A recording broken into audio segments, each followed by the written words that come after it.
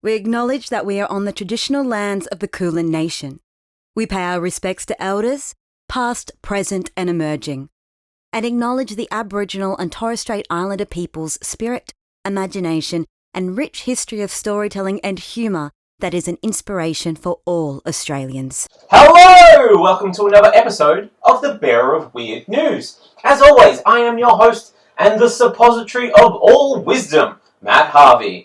This week's episode is brought to you by you, as always. Yes, you, the members of the Patreon. Thank you, Patreon members. We really do appreciate all that you're doing out there to support this show, to make this show possible. This show literally wouldn't exist if it weren't for you guys. Do you think major networks, major sponsors would give me money to do things like call the entire Queensland police force a questionable collection of cunts if ever I saw one? No, you don't get money for that kind of things except through the Patreon. So thank you guys. Really, you've made this everything that it could be.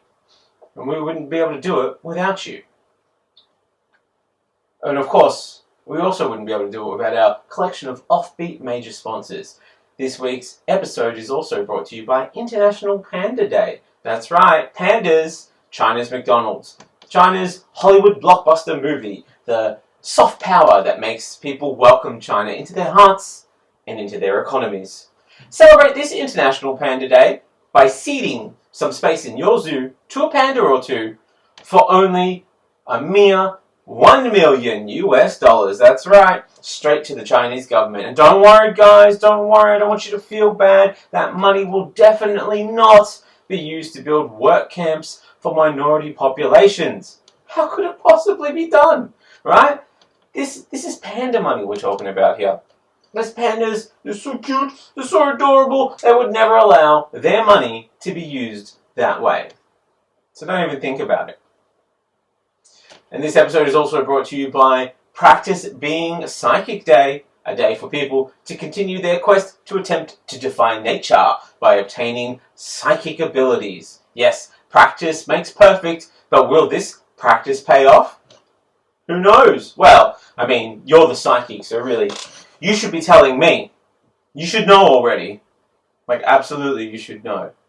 And our final sponsor, of course, is International Religious Freedom Day, a day for people to celebrate their religion no matter how much it contradicts the Pope and his friends. We will be celebrating this year by highlighting a lesser-known religion, one of the many lesser-known religions, and this time it will be Slanesh. That's right, Slanesh. Embrace the irresistible. Join Slanesh today. Are you tired of merely existing in the mundane, colourless world of mere mortals? Well, step into a realm where pleasure knows no bounds, and indulgence is the only rule. Welcome to the service of Slanesh, the elder god of excess, the prince of pleasure, where your wildest fantasies aren't just dreams. No. They're a Tuesday afternoon. A sensory experience like no other. Ever wanted to taste colours, feel sounds, smell emotions? These are the kind of perks that Slanesh brings to the table. No membership is required. No catches at all. Just enjoy yourself. Forever. Male, female, pleasure, passion, obsession, excess, hedonism, decadence, and pain. Delicious pain. All can be yours, and so much more when you celebrate this International Religious Freedom Day, the freest way that you can, by worshipping Slanesh, the best worshipping can get. And of course, as always, these episodes are brought to you by my live shows. This is only really, as much as I appreciate the Patreon, this is really only possible because of those of you who come out to my live shows. Big thanks to anyone who came out to the Melbourne Fringe Festival show. That was a really fun run. Had a good time. I got a really nice review. I had a lot of fun that festival. It's been a long time since I've done the Melbourne Fringe, and it's made me think about doing it again. But who knows? But those of you who couldn't make it out to the Melbourne Fringe, don't worry. You'll get a chance to come out and support one of the live shows in 2025. As I'll be touring both my shows, I Got Bit by a Monkey Once and Wage Against the Machine, to more places than ever before. So I'll be heading out to Perth for the Fringe World Festival from January 17th to January 24th. I'll be in Rockingham for both the Fringe World and Rockingham Fringe Festivals, as January 30th is the date for that one. Out then to Port Augusta on March 8th as part of Adelaide Fringe, at which point I'll make my way over to Kimba on March 9th, also part of the Adelaide Fringe Festival, and then of course into the Adelaide CBD for more Adelaide Fringe from March 12th to March 23rd. And if you happen to be out in Castlemaine or know anyone who lives in Castlemaine, do feel free to come out and check out my show on March 26th. Of course, more and more opportunities will open up as the year goes on. I will be looking into Melbourne Comedy Festival, and maybe, just maybe, there's some place that you know of that I should come to. Let me know. Hit me up.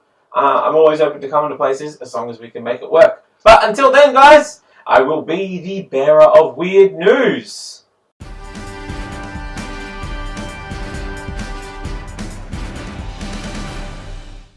So let's start with the headlines.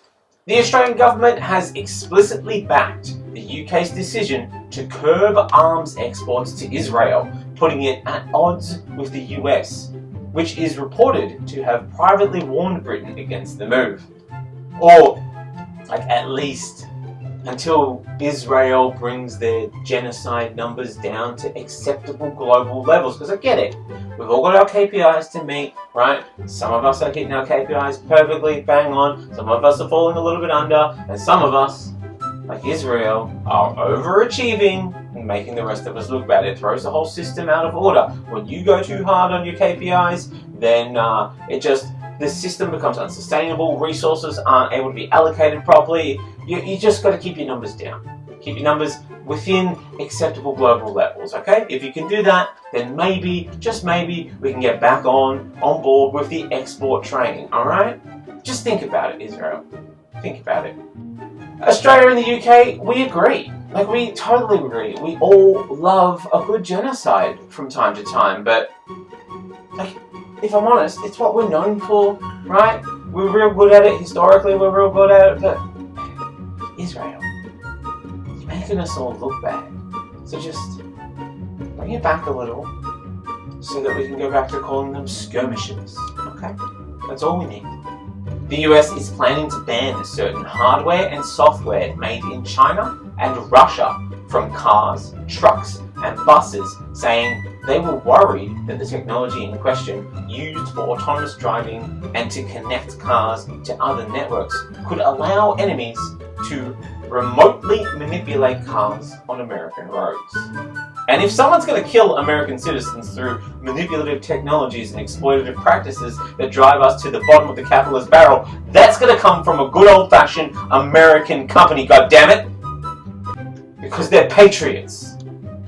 And they kill like patriots. Thank you for your service. The Scottish Government has agreed to a rescue deal for a scaled-down version of the 2026 Commonwealth Games to be hosted by Glasgow.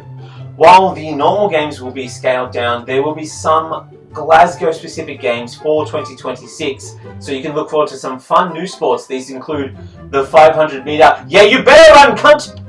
The synchronised don't mention train spotting, whatever you do, don't mention train spotting, the 100 metre Glaswegian kiss, rhythmic gentrification of the working class, and of course the getting drunk, glassing an opponent and telling somebody how Edinburgh isn't even all that, alright? Otherwise known as the Glaswegian Triathlon. Tickets to Green Day's Saviours Tour in Australia were as high as $500 in the initial pre-sale after Ticketmaster revealed capitalism's latest baleful fabrication, dynamic pricing! Woo! Which is strange because I'm pretty sure that's called exploitative fuckery pricing. You've just rebranded it. But it's also hard to keep up with all this fancy new jargon. Besides, you can't spell dynamic pricing without damn cynic pig. And I think that's an important lesson for us all to learn. You can read all about these new changes in capitalism's favourite magazine, Fuck You the Poor magazine. Each issue is only about $500, so it's a steal. A laughing frog and a marine worm named after Sir David Attenborough are among 750 animals, plants, and other organisms that have been newly recognised on Australia's list of species. In response, the government approved 200 new coal mines just to maintain the balance of killing and discovering nature. Penny Wong has voiced support for Palestinian self-determination despite abstaining from a non-binding United Nations vote demanding Israel end its unlawful presence in the occupied Palestinian territory. She then went on to say, sure, we want to help them, but not directly. We're more like Jesus. The times where you saw someone funding only one side of the war, those were the times when we were carrying you. You understand? The annual Fat Bear Week contest began in Alaska, and this year's contest was delayed after a female bear was killed by a male bear. Women the world over say that they'd still choose the bear. Prosecutors have laid out new evidence in the Trump election case that accuses him of having resorted to crimes in his failed bid to hang on to power. You can read all of their new evidence in No Shit Sherlock magazine's Big Dumb Crime Special. Officers of the National Anti-Corruption Commission have conducted a raid at Parliament House as part of an ongoing operation. Oh! So you do know how to start an investigation. Well, that's a very interesting, Knack. Very interesting. Tell me, how many politicians are we taking down, Knack? The Knack says this investigation does not involve any current or former members of Parliament. Ah! Right, I get it. That's the Knack that I've come to know and know. Cool. A member of the Victorian Police Force was suspended with pay after being accused of making banned Nazi gestures in front of colleagues at the state's police academy on 2 separate occasions, as well as using the words "Hail Hitler." The incidents are being investigated, but it is currently believed that she was just teaching new recruits the easiest way to identify their colleagues and allies amongst the crowd.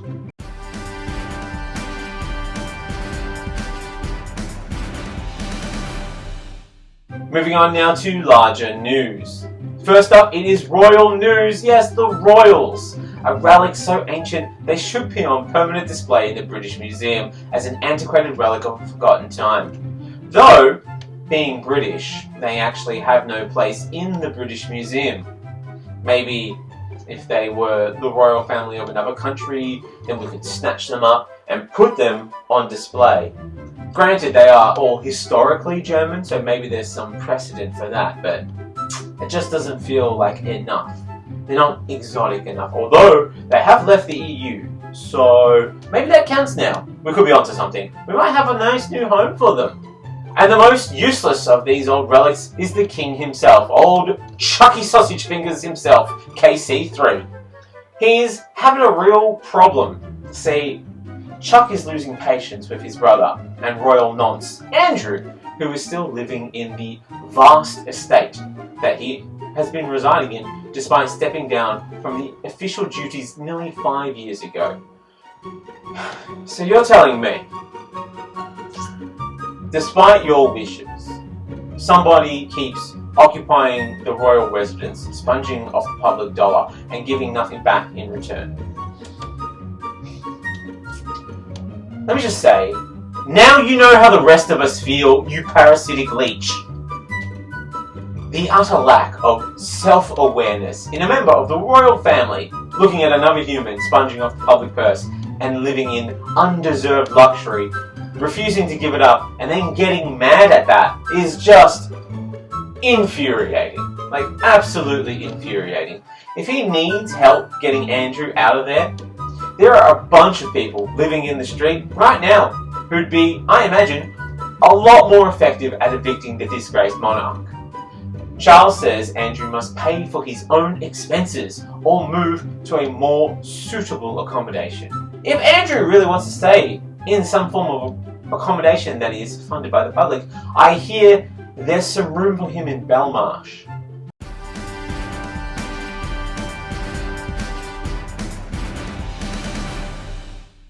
Moving on to giant sheep news. Ever since Dolly the sheep was successfully cloned all the way back in 1996, science has yearned for the next great application of the cloning arts.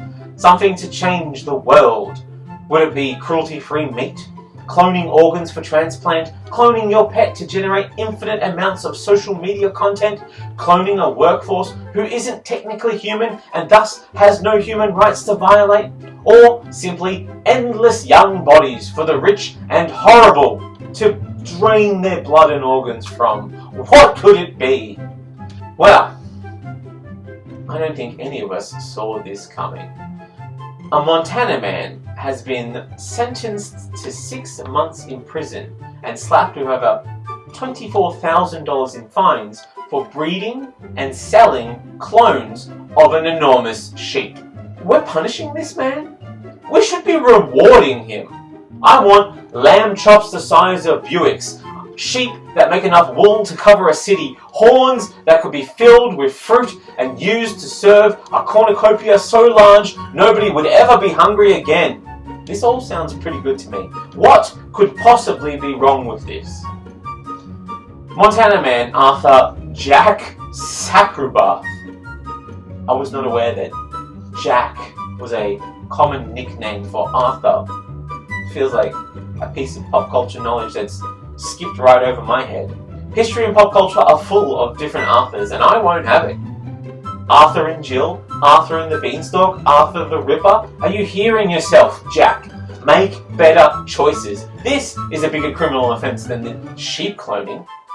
Jack imported biological tissue of the Marco Polo agrali sheep from Central Asia without declaring it, and had the tissue sent to a lab in order to create cloned embryos.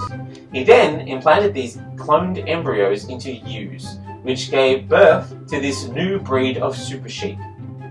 Not a great start, I'll admit, not a great start, but keep your eyes on the prize, giant lamb chops, surely we'll get there.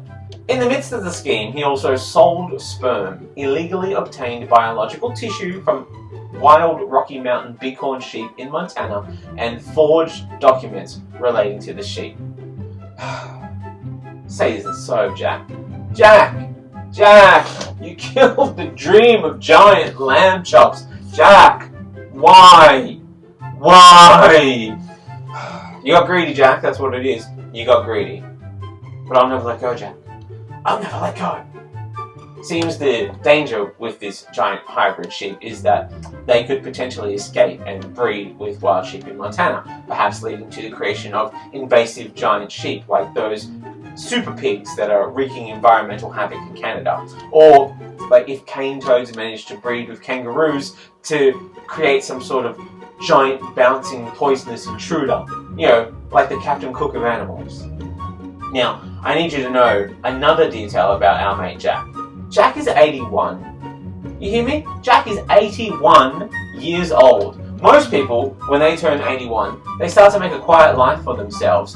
You know, start thinking about achievable goals like running for president. But this guy, not only using impractical nicknames, but this guy's out here not only using impractical nicknames for himself, he is breeding an army of super sheep that can weigh over 300 pounds, stand about 4 feet tall, and boast horns larger than 5 feet.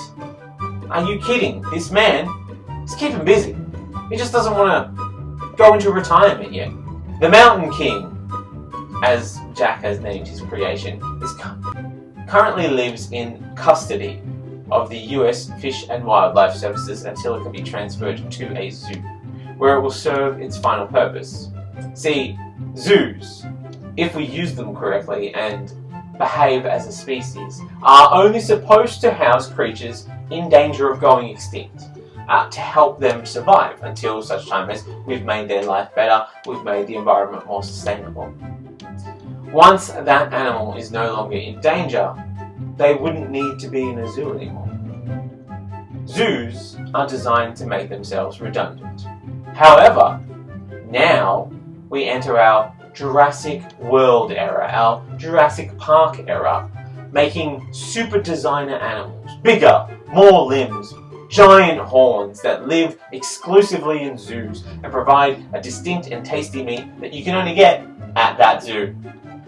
Like unique rides in a theme park. If you want to experience them all, you need to travel that country to visit that particular zoo. It's kind of like Pokemon, but more delicious. Gotta eat them all. Gotta eat them all.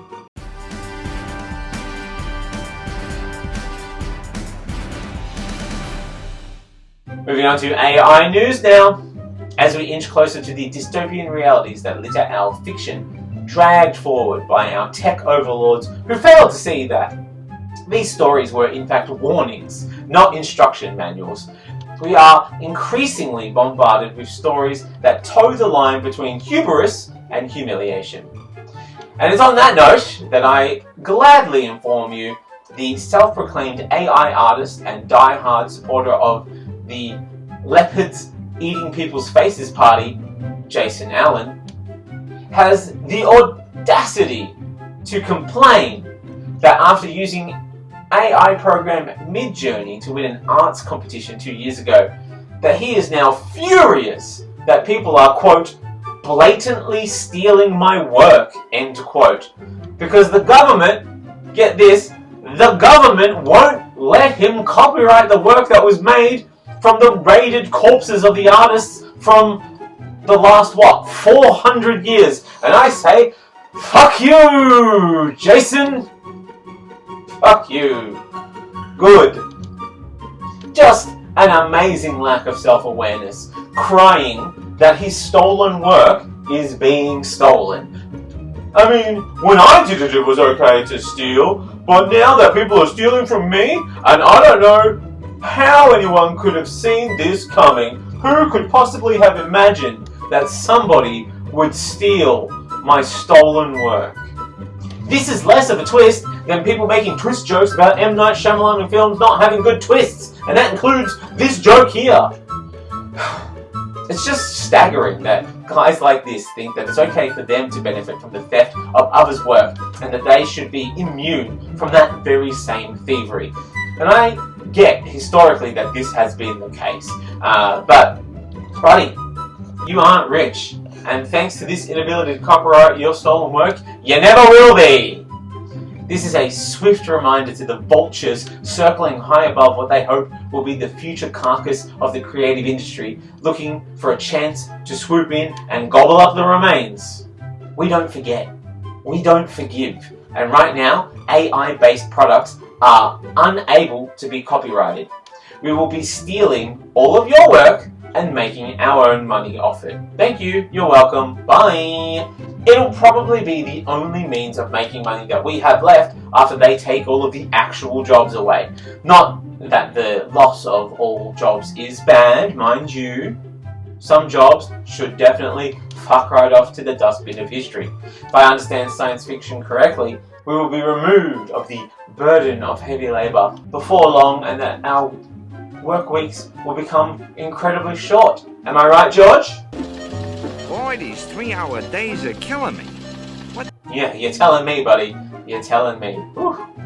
So I don't automatically balk at the idea of robots doing jobs. I think it can be a good thing, right? They just need to be the right jobs. So when this man showed up for a job interview, and the interviewer was an AI avatar, I was a little unsure how to respond. If that's the worst of it, then this is actually capitalism being more honest with us than it ever has before, which is pretty rare. Let's be honest, HR is dehumanizing anyway, so why not give it to the robots? Let the robots act robotic. That's what we created them for.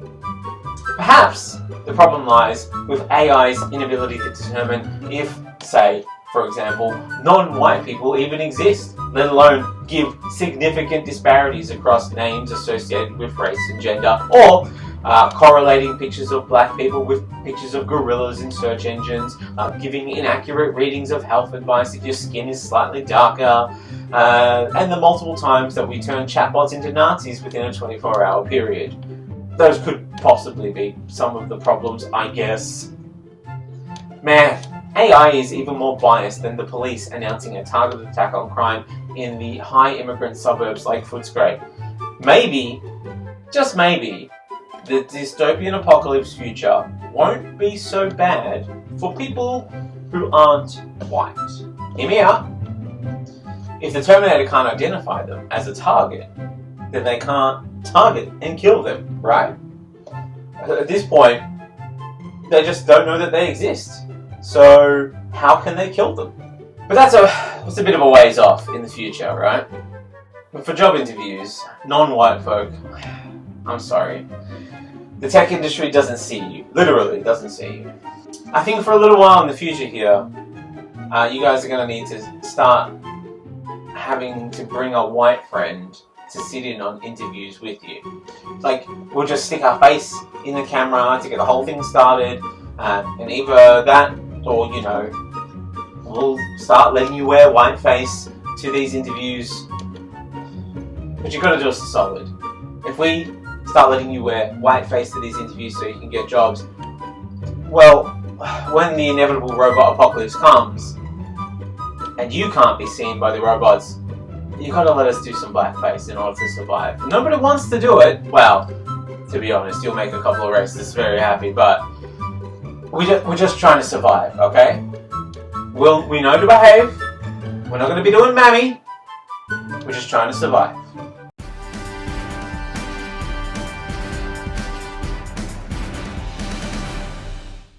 Moving on now, it is election news. Melbourne! Yeah, sorry the rest of Australia, but we have an election happening right now!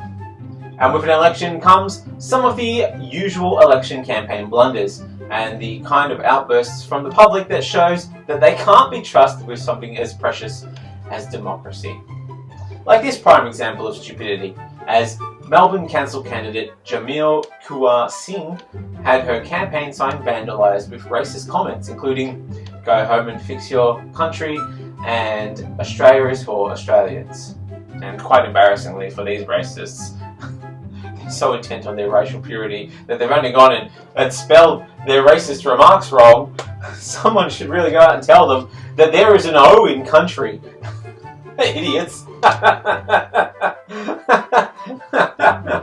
You better be careful. That kind of racist spelling and grammar mistake might make some of your racist friends think that English isn't your first language and that you don't belong here. How embarrassing. You may have heard former Carlton player Anthony Koutoufides launched a bid to become Lord Mayor of Melbourne. Part of his plan for getting the Lord Mayorship, well, if he is elected, he promises to shout a coffee to everyone who comes into the CBD to work on Mondays. Oh, champion! What a nice guy, giving people a coffee on Monday. Ah! Look, I know people think Melbourne is a sort of like one-dimensional coffee-obsessed town, but that's just fucking wrong, right? We also like avocado toast and slagging off Sydney. It's those three things. Get it right, Kuda. Offering up a free coffee one day a week. That coffee had better be literally liquid crack to make up for the amount of money that you'd be forcing me to spend by returning to the office. We aren't 15-year-olds anymore, mate. You hear me? We aren't going to forget all the horrible things that you are making us do or trying to make us do just because you threw us a little pizza/coffee party. Whoa! Free coffee on a Monday! Don't worry about the 2-hour commute in and then out at the end of the day, and that's if traffic is good, that's if the trains aren't delayed, that's if there's no issues at all, that's if you forced me to come into the office. Now, looking at this, I have a clear picture of why Souvlaki Hut never made it as a major franchise. You had millions of dollars to work with as a former football player. You had all this money to work with, all this money to create a mascot for Souvlaki business. And this monstrosity is what you came up with. Whoa! What? You want a souvlaki? Well, you'll have to impress me, monkey. It's souvlaki. Souvlaki Hut. You'll do anything to get one. Souvlaki Hut.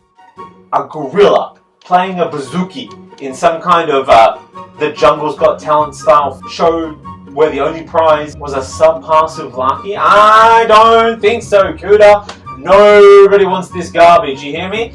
You should be embarrassed. You absolutely should be embarrassed by this thing that you've put out into the world. If that gorilla really wanted a souvlaki, he would have known to go to the greatest, most hole-in-the-wall, open late night on Tuesday shop anywhere north of Brunswick and Fitzroy. That's where the real gems are, my friends. If this is your level of management skill, then it's clear that you couldn't manage a common cold, let alone a major city. Honestly, outside of it being a dumb idea, it just shows a laughable lack of understanding of Australia's workplace laws. The City of Melbourne and the State of Victoria have no authority to dictate where or when people work in private businesses. Not to mention that you were pretty pumped for it back in the days of lockdown, weren't you, Kuda? Is this you? Is this you right here, this little post here that says, oh, I know it's convenient for a lot of people and I totally understand that as well, but before COVID, we never even thought of people working from home. Get fucked. Get fucked. How exactly are you planning on enforcing this? You're going to hire an army of door-to-door knockers to come around and count up the people in each office each day? Like a prison count, drag them out into the hallway, tick them off, tick a little box, make sure they're not at home? Is that what you're going to do? You know things change, Kuda, right? You understand that. Before kids stopped working in coal mines, we also never thought of kids not working in coal mines. And many, on the wrong side of history, like you, tried to force them back into the mines.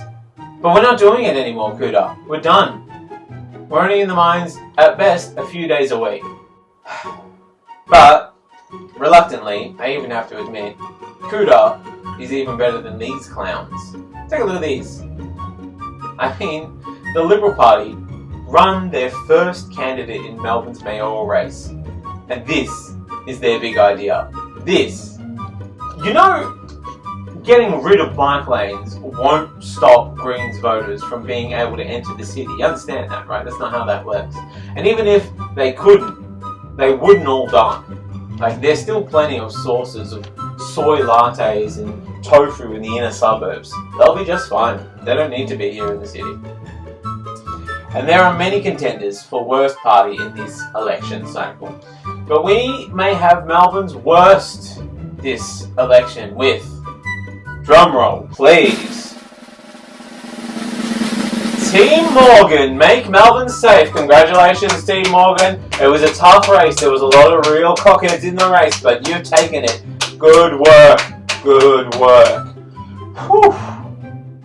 Whew. Not only does make Melbourne safe flirt with using Trump's MAGA rhetoric, but they seem to think Melbourne will be made safer by increasing the number of PSOs and giving them more jurisdiction. Like, why? Why? Why would you want more of these aggressive vultures roaming the streets?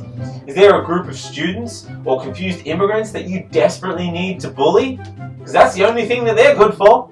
Now, I've given my thoughts on PSOs before, and I'll share them again. Do we have a clip? They're called Protective Service Officers, if you can find yourself in Australia. Basically, they are guys who failed the police exam, were then offered the opportunity to be ticket inspectors, who cosplay as cops, and as compensation for failing their police exam, we give them guns. It's too bad about the cop thing, but here, I have one of these. The head of Team Morgan is East Melbourne resident Gary Morgan, who, despite his 7 previous attempts to become Lord Mayor, you probably don't know. Morgan is the chairman of Roy Morgan Research. Like, this man isn't in my life enough as it is. The only thing I need saving from is the relentless spam calls of Roy Morgan Research. Look, I'm getting one right now. Right as we're doing this recording, I'm getting one. No! I'm not going to answer! And to wrap it up, incumbent Lord Mayor Nicholas Rees had a concerningly lazy idea to promote his pledge to build 28 new parks. He posted AI-generated images of proposed parks in the city containing AI-like features, like, for example, people with extra limbs, or just floating random objects in the middle of a picture, letting us know clearly what the future of Melbourne holds. Seems, in his estimation, Melbourne will be replete with new grasslands, which will be really useful when we have no affordable homes. We will have a lot of space to put up our tents among the many, many new parks. How wonderful! And it looks like we're getting a nice preview of our back to nature existence. Oh, look, there he is. I mean, look at this. Future millennial, resting deeply in the park. Surely, he isn't dead. If he was, no parent would let their small child mindlessly step over the dead body in the park. I mean, how would she anyway, with her giant conjoined single foot attached to 2 legs? Really seems like it'd be more for jumping than for stepping. It is a good thing Melbourne isn't the largest art city in Australia, otherwise this kind of blatant sidestepping of artists' work and the valuable work that they contribute would come across as some sort of callous and tone-deaf gesture.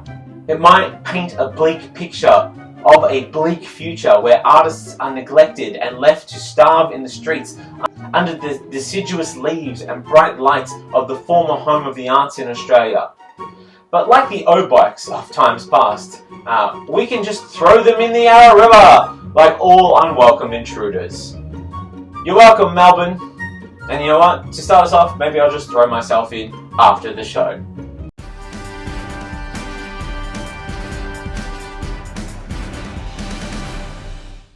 Moving on now to de-extinction news.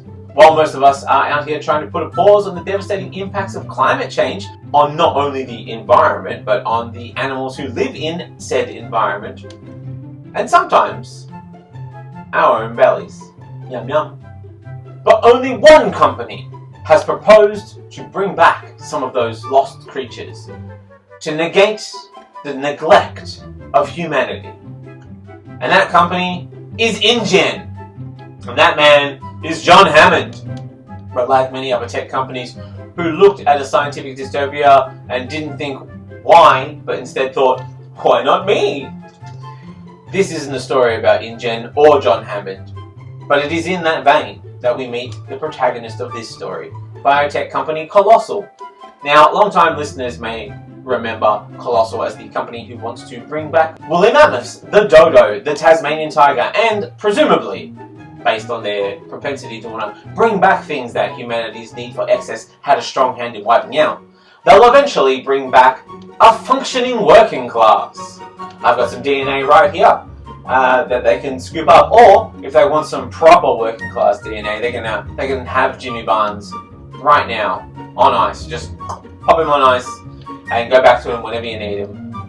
Besides, the super rich are going to need an underclass to lord over when they come out of their doomsday bunkers, right? And why shouldn't I contribute to that underclass? So the first step down that road, Colossal say the de-extinction of the Tasmanian tiger might be close after they coded the entire genome of the extinct mammalian puma. This is all possible due to an unexpected savior.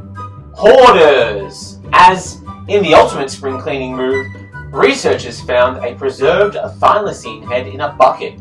It was like Gwyneth Paltrow at the end of Seven, but in the back of a cupboard in Melbourne Museum.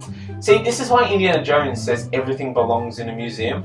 You never know when we're going to need to jumpstart a species that we destroyed while travelling the world to fill up the museum with stolen artifacts. It's only logical. Colossal Biosciences is really keen on being known as a de-extinction company, actually placing them in a good position for the future of Australia. After all, we are on a collision course with burning all of our wildlife to death. So we can innovate modern solutions to future problems so that we can ignore them for another 90 or so years. Although, given the nature of disruption, capitalism, and American tech companies' propensity to fail to make money without taking some kind of immoral action, Not to mention that almost pathological nature of companies to pursue reckless financial success and get everyone on some form of subscription service. It's only a matter of time until all animals cloned by colossal biosciences go from being gifted to their home countries to being loaned on annual contracts to the very same countries that they borrowed them from. Just like China loans out their pandas to countries in order to get soft power. So eventually we will have access to the animals that once roamed freely across the land. If only we had taken better care of them, then we wouldn't be in this position. This is like some sort of poorly written parable in a horrible science fiction novel, probably titled something awful like The Children of Koalas, or Do Tech Companies Dream of Artificial Tigers, and the modern classic Nothing Nowhere for the Rest of Time Unless You Subscribe. However, other scientists aren't as sure that it'll go as well as Colossal thinks it will, as Australia's only marsupial apex predator, the Tasmanian tiger, well, the thylacine, but see, white Europeans came along and they hunted them until basically the only place they had left to themselves was Tasmania, because even a group as land-hungry as white Europeans looked at Tasmania and went, it's good for a prison, but nobody will ever live here, right? Right? Leave it for the thylacines! And as such, they became known as the Tasmanian tiger.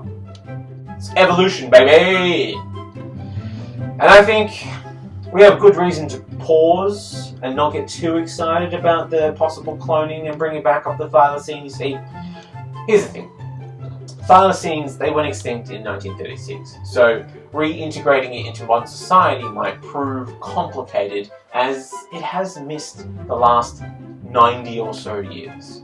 It's gonna have no idea what the value of $1 is, and these creatures, well, much like their predecessors, they're just gonna be given a home, given everything that they need, so they'll never really learn how hard it is to live in modern society.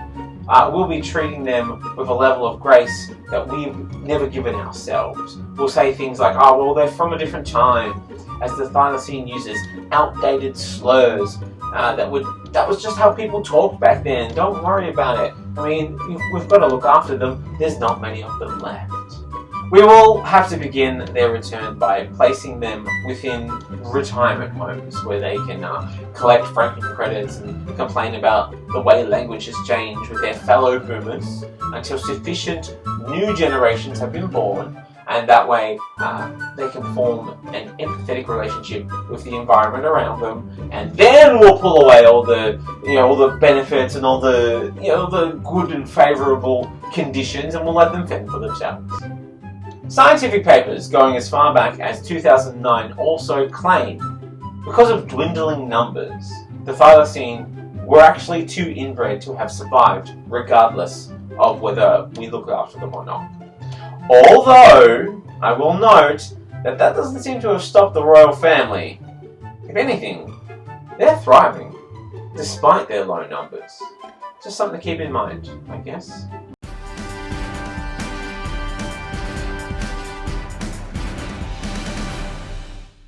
And finally, it is baby news! Baby news! Breaking news, listeners! Reportedly, mums across the nation have noticed that you're not getting any younger and are suggesting maybe you should start thinking about the future. Consider getting married, maybe have a child. After all, who's going to look after you when you're older?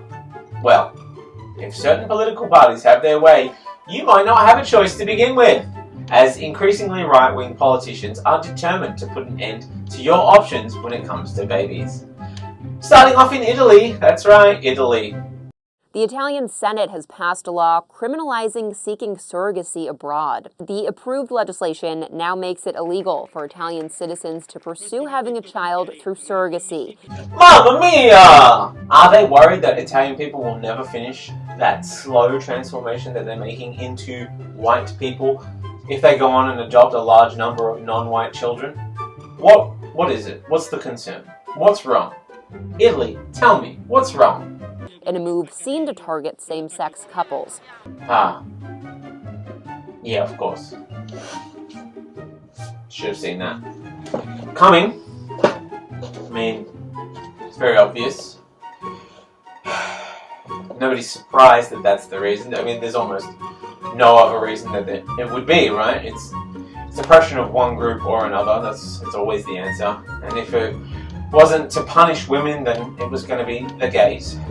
They've been saying it's a slippery slope for years and have been trying to crack down on international adoptions after the famous case of a young Italian boy who was adopted by a dinosaur.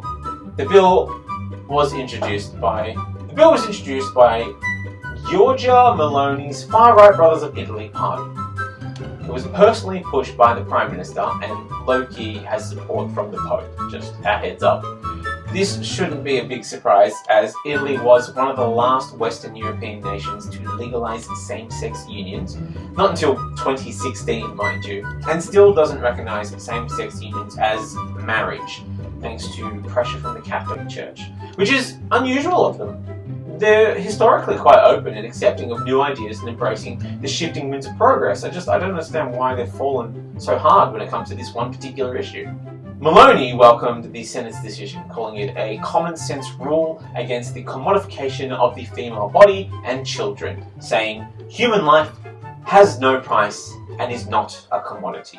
Well, unless you needed to shore up some votes in a desperate attempt to control those around you, you know the saying, all's fair in elections and war. Earlier this year, Francis called for a global ban on surrogacy, describing the practice as deplorable and insisting that a child is always a gift and never the basis of a commercial contract. They're going to be so embarrassed when they learn how their Lord and Saviour was carried by a surrogate. Their faces are going to be so red, and they're going to be like, "Mamma mia, what have we done?" And I know that the die-hard among them will argue that it was Mary's egg, she isn't a surrogate. But guys, 100%, this is true, right? Okay, we spin a lot of bullshit here, but this is 100% true. This is what they call a traditional surrogacy. You can look this up, it's called a traditional surrogacy. So a traditional surrogacy is the biological mother of the child, it's her egg, is combined with the intended father's sperm, or the donor's sperm, you know, whoever's making the donation. Or in this case, they're godly glue. They're divine donation. They're Jesus juice, you know?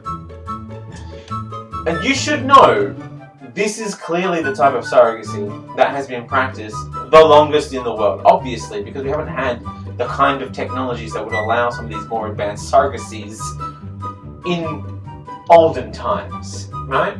Before modern technology allowed for the creation of embryos outside of the womb, it was the only way to conceive via surrogacy, and that was via the surrogate mother.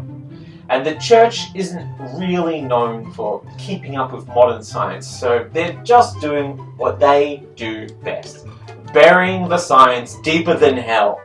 The Catholic Church opposes surrogacy because it is contrary to the unity of marriage and to the dignity of the procreation of the human person. You hear that, surrogates?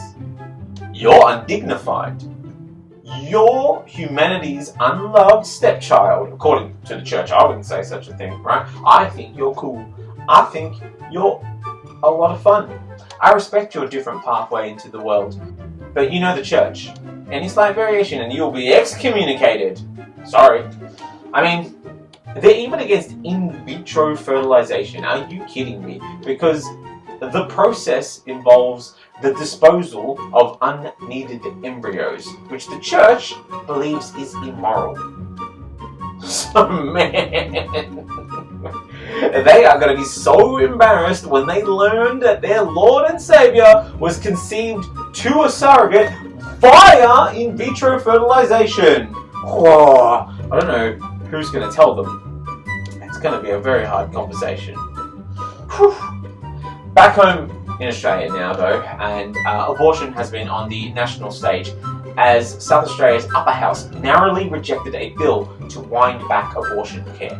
Yeah, South Australia has been pushing for anti-abortion bills because, I don't know, they need to guarantee that South Australia has any kind of population in the future. And I guess apparently forcing people into a dying world was the best Conservative politicians could come up with.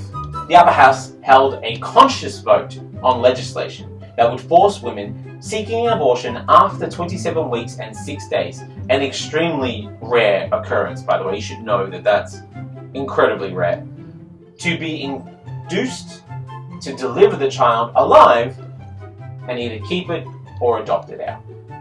The bill was narrowly defeated with 10 votes opposed and 9 in favour. Joanna Howe, the architect of forced birth abortion legislation in South Australia, posted distorted illustrations of the faces of the women who voted against her pet legislation, calling them the Baby Killers Club.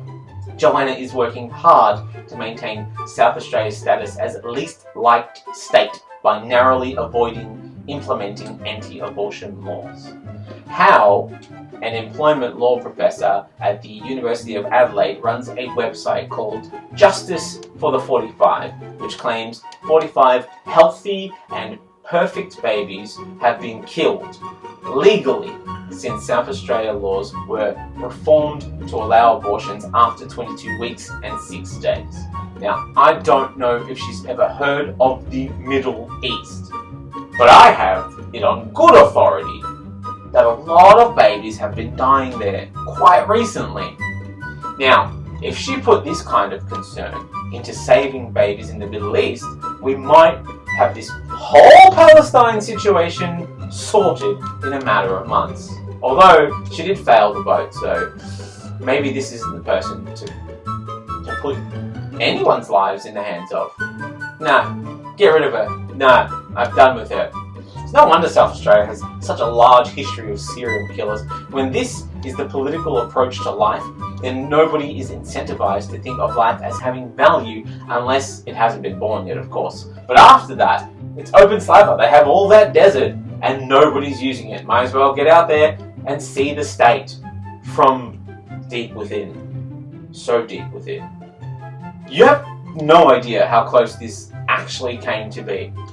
In what reporters are calling dramatic late-night scenes, Liberal MP Michelle Lensing, a vocal opponent of the bill, was prepared to race into Parliament to vote, even though she is A, on leave, and B, on leave for cancer treatment. Which, honestly, I'm just going to put this out there. If you think you've done enough to help women's rights, and you haven't fled a hospital in the middle of treatment like a common criminal in a TV show, just to attend work, you simply aren't doing enough. It's extremely out of character that I praise a Liberal Party member, as they are generally the ones driving the largest horrors in our society. But occasionally, they do something noteworthy, and that deserves a pat on the head, because that might encourage them to do other good things. Then, there is the types of Liberal, like Liberal frontbencher Ben Hood, who introduced the bill, who says that this bill doesn't deny women's rights to end a pregnancy. After all, a pregnancy ends when a baby is born. Hood is trying to sweet talk people into supporting the bill by selling it as even more progressive than being pro-choice. As he says, quote, "The innovation of this bill is that it allows a mother to end her pregnancy throughout all 9 months and indeed right up until the birth." That's right. This anti-abortion bill maintains that precious right the same way that supermarkets provide discounts. I mean, technically it is a lower price, but only because you raised the price in the first place, motherfucker. It's not just South Australia giving it a red hot go. No. Queensland has entered the competition for worst state, screaming, "Hold my 4X!" as not only did they vote in the Liberal majority, yeah, that happened, but Katter Party leader and parliamentary nepo baby Robbie Katter has proposed to wind back abortion laws if re-elected, which he was. So we're going to have to keep an eye on that. Oh, silly Katter. You have a lot to learn about politics. You don't say the wild stuff up front. That's for your diary, for your dirty secret box that you keep under your hat. I know it's under there. I know that it's a dirty secret box under your hat when I see one, okay? Keep your enemies close, but keep your self-destructive behaviours closer. It's politics 101. And sure, it panned out for you this time, but you're not always going to be this lucky, Katter. You need to be a lot more like LNP candidate for Streeton, Freya Ostapovich, who was recorded telling a voter, "I'm pro-life," and claiming that abortion can increase the risk of breast cancer, but that she couldn't say anything yet because we have to get elected. Then proceeded to do a big cartoonish wink and went, "Shh," in a gesture so large and over-exaggerated that even the actors in a pantomime would tell her to maybe tone it down a little as things are getting a little ridiculous. Then she snuck off surreptitiously, tapping her nose like, "Mum's the word," or at least Mum will be the word if I have my way. All of you, Mum will be the word. And by the word I mean how I describe you after you can't have an abortion. Because yeah, you wouldn't want to let that cat out of the womb too early. It might be considered an abortion. As a former psychiatric nurse, Ostapovich is bringing practical experience when she gives speeches claiming that abortion reduces protective factors against breast cancer, like she did in 2014. Now, the fact that this has been widely debunked will not stop her from claiming that women are uninformed on basic facts regarding this. Sure, you failed to provide them with functional, factual, basic facts yourself, but if they refuse to spend the time debunking the things that you tell them that they should take at face value, then clearly they don't really believe in democracy and informed consent, and they deserve everything that comes their way. Right? Right? You might even say that they were asking for it by not fact-checking you, and now they have to carry the consequences of their actions to complete political term. Katter Jr.'s ideas about minimising women's autonomy, it's kind of a confusing one if I'm honest with you, because even though his father, Bob Katter, consistently voted against allowing access to abortion drugs, he also refused to declare his wife Susan Katter's income, shares, or property on his statement of registerable interest, claiming, with regard to the properties, my wife has at times bought and sold some investment properties. She regards this as her private business, and that he assumes that his wife has property loans and other loans. And regarding shares, well, she does not provide him with this information, regards this as personal business, and he respects her wishes in these matters. What a feminist, forward-thinking family when it comes to their own family's choices, not so much when it comes to other people. Shame they couldn't find their way to extending that forward-thinking feminism to others. At the heart of that debate is the Queensland LNP party leader David Crisafulli, who told media that he had ruled out changes to abortion and that Freya is committed to that. So, problem solved, right? Right? No need to think about the fact that she's saying that she needs to sneak these sort of things past the voters because he wants Queenslanders to know that is the position of their team. There will be no changes to the Abortion Act. That's not a periphery. That's not wiggle room. There will be no change to the Abortion Act, and that is the position of the team. Ostapovich even said, "Don't fall for Labor's desperate scare campaign. As a member of the LNP team, I have committed to no changes of these laws, and I will stand by that position if elected." She then walked away mumbling to herself about how she was gonna make every woman in Queensland pregnant, adopt out the children to conservative farmers who need cheap labour, and ensure the LNP's voter base for another 100 years by raising angry farmers who work too damn hard to spend their days fact-checking when they are being lied to by shifty politicians, because they have to spend their whole day fighting the rampant impacts of climate change caused by the very same politicians. But they can't check that either, because they're busy being farmers. But I got time. I can do it. So if you know any, get them to listen to the podcast from time to time. But as long as the party leader has made it clear that it won't be on the cards, then that's the matter sorted. And I'm sure he was quick to do so.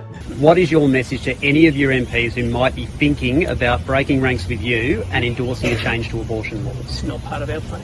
What would you tell them if they're thinking about backing this bill? Because I know you felt there'll be no change, but there will be a vote. The Katter's priority is recriminalising abortion. Labor's priority is running a scare campaign to brush over their failings in crime. Our plan is dealing with youth crime. Mr. Christopher, this is not a hypothetical anymore. The KLP have said that they will move to repeal or amend access to abortion. Will you give LNP MPs a contract? If you know what our plan is, you know what our priority is. I just deserve to know whether or not you will give your MPs a conscience vote on this bill. We're taking forward a plan to the election. It's not part of our plan. But my question isn't about your plan, it's about a conscience vote, Mr. Christopher. Yes or no? It's not part of our plan. Do other members have a different plan to you? You know what our plan is. I don't It's not part of our plan. Medical termination of pregnancy or a conscience vote? Which one isn't? It's not part of our plan. What isn't part of your plan? Well, I've answered that. No, you haven't. Is it termination of pregnancy or a conscience vote? This debate that has been whipped up by the government, it's sensitive, and I am not going to embark on what is happening from both sides of the debate. When I say it's not part of our plan, I mean it. Ha. Yeah. Well, I think that's made it pretty clear.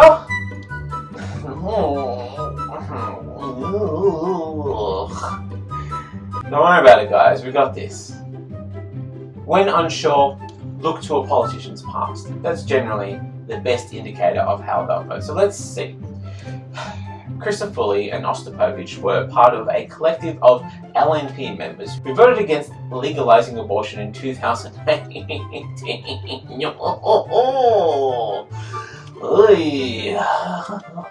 Okay, well, hey, people are allowed to change, right? 2018, that was such a long time ago, and it seems unfair to hold him to the standards of his own personal opinions from only a few years ago. What's he saying now? What's he saying these days? Something good? Christopher has not said how he would vote on Katter's bill, which will be introduced in the next parliament, and he hasn't ruled out a conscience vote, which would allow their members to vote freely, not based on party lines, but based on their own views or those of their constituency. But let's be honest, it's mostly going to be their own views. When was the last time a politician listened to their constituency? Some good news, I suppose, is Christopher has done one thing. He's made a personal guarantee that abortion laws would not change under an LNP government, and that's something that we can hold him to now that he has been elected into power. I mean, it's a shame that he considers abortion a dirty, filthy criminal act under the LNP, and that's not going to change at all. So, I guess technically, as far as he's concerned, there is no change to abortions. It used to be a dirty, filthy act, and so it shall remain, and that's why we're banning it.